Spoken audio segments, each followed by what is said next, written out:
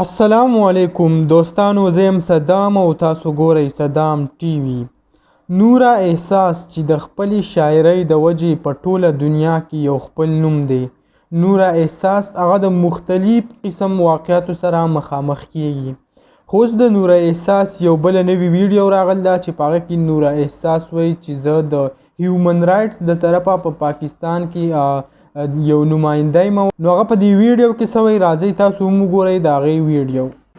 سلامونه او احترامات په دغه تمه، په دغه هیله چې ټول به روغ جوړ یې د صحت په جامه به ما پاکستان انټرنیشنل هیومن رایټ جوین کو، د KP ټیم ممبر جوړه شوم.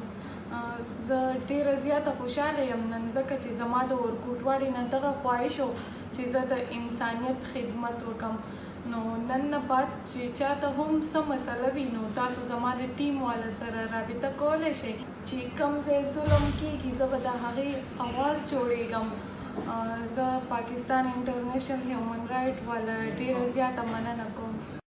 نوره احساس په خپله ویډیو کې وایي که د چا سره داسې ظلم زیاتی کیږي نو زموږ به یو خپل ټیم وي، د هغه ټیم سره تاسو هغه رابطه کولی شئ.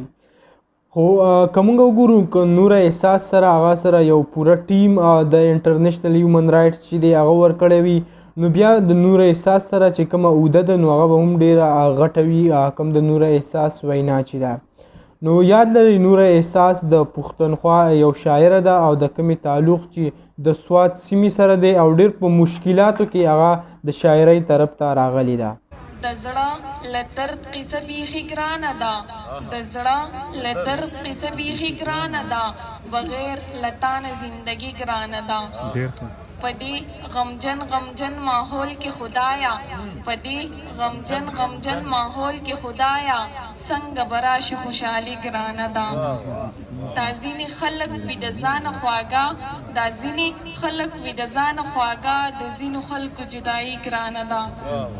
ستا محبت نه به زړه صبر کړمه، ستا محبت نه به زړه صبر کړمه، خو پرېښودل دې سمدستي ګرانه ده.